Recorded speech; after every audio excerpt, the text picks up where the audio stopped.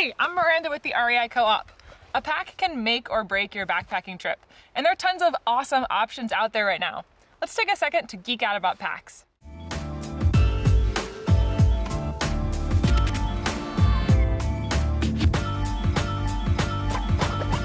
When choosing a pack, one of the first things you need to decide is the capacity. The capacity of pack is largely going to depend on the type of backpacker you are. For example, if you're an ultralight backpacker, you're probably carrying a lot less gear and you can get away with something much smaller. Whereas if you like to have some luxury, then you're probably gonna want a larger pack. But generally speaking, if you are doing a weekend trip, you're looking at a pack like this one that's somewhere between 30 and 50 liters. This pack here is a 45-liter pack. These are great for weekend trips, for overnights, or for warm weather backpacking where you don't need to carry a lot of heavy gear. If you're looking for a multi-day pack, you're gonna want something that's somewhere between 50 and 70 liters. This is my pack here, and it's a 60-liter pack. These are great for carrying some additional items, as well as layers, clothing, and more food and fuel. So this is a pretty common size pack, and it'll work for a multitude of different trips. If you're looking for something that is going to carry a lot of gear, you're looking at an extended trip pack. So something like this one here, which is 100 liters. Extended trip packs cover anything that's 70 liters and above. These bags are really designed to haul a ton of gear. So they're good for mountaineering or for extended winter backpacking where you're carrying a lot of heavy layers and gear. But they're also great for parents who are backpacking with children if they need to carry their kids' stuff in the pack as well. A quick note on ultralight backpacking, if you're looking to get your base weight, and that's the weight of your pack minus consumables, so all of your gear minus your food, your fuel, and your water. If you're looking to get that weight under 10 or 12 pounds, then you're probably looking at a pack that's a lot simpler and a lot lighter. Something more like this guy here. You can have your pack actually weigh a lot less on its own because the gear that you're putting inside is going to weigh less and it's going to be significantly smaller.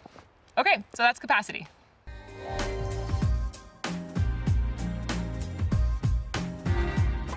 A pack's frame is designed to transfer weight from your shoulders and onto your hips for a more comfortable carry. There are two main types of pack frames right now, the internal frame and the external frame.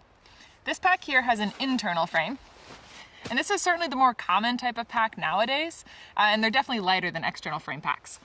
There are a few different ways that a pack may have this internal frame. This one has metal tubing that runs around the outside of the pack, but they may also have a metal V shape or even just a hard sheet of plastic, like this pack here. This is definitely not designed to carry as much weight as an internal frame pack like this, but it's a good option for ultralight backpackers, and it will still provide some structure. The other type of frame on a pack is an external frame pack. These used to be the go-to, but we now have an updated design with the internal frame packs. These bags are very durable, the frames are very durable, but they're not as common and you really don't find them very much anymore. These are a good option for people who want to lash a lot of gear to the outside of their pack, so they're a good choice for hunters or anyone who's going to be carrying unusually sized loads, and they're also just a really good throwback if you want to experience what backpacking used to be like. Some ultralight backpackers will choose to use frameless packs. While these don't do as good of a job of transferring the weight to your hips, you may not need that if you're carrying a lot less stuff. These are basically just rucksacks that have backpack straps attached. To offer some protection, you can add a closed-cell foam sleeping pad on the inside of the pack, and this will protect your back from the gear inside and provide a little bit of structure.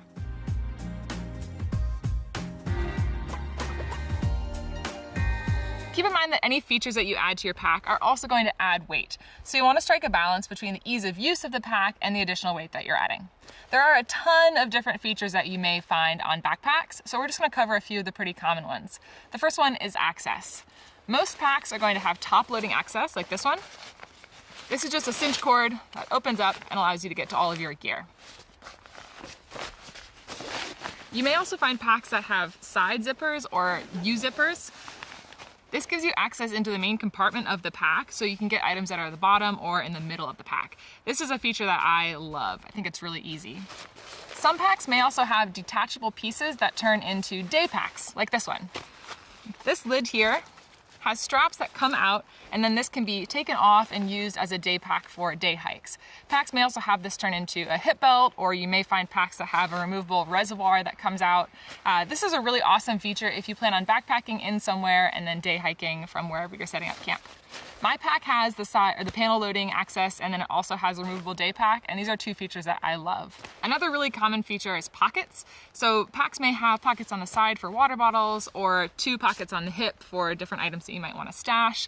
You can see this pack here has a water bottle side pocket that you can access while the bag is on your back. And then there's this shovel pocket in the front, which is great for stashing an extra layer. There also might be pockets that are in the lid or in the bottom of the lid, like this one has that here. Packs will also have lash points or daisy chains on the outside. This is for strapping sort of strange loads to the pack, or if you want to attach your crampons on the outside of your pack so they don't scratch up the inside. And then packs may also have tool attachment points for attaching ice axes, or this one has a spot for attaching trekking poles. That's just a couple of the features. There are a ton out there. Keep in mind that when you're looking at packs, you'll want to look for features that you believe will add value and avoid packs that have features that you don't think you want.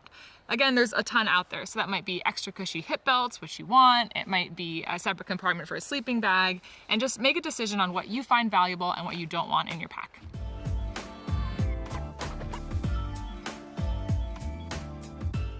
The most important thing about choosing a pack is finding one that fits you comfortably. Packs come in a variety of frame sizes or torso lengths that relate to your back size. When you come into a store, you can try on a variety of different packs since they're all going to fit a little bit differently. The best thing to do is to bring in your own pack if you already have one, or come in and have an REI specialist fit the pack for you. There's so much information on how to fit your pack, so we have an entire video about it, and we'll link that in the description below. Once you have a pack that fits you, you can use the straps to adjust the fit. There are also women-specific packs, and those are going to have a slightly different fit to them and different features, such as straps that cut out a little bit sooner or hip belts that provide a little bit more cushion and are a little bit larger.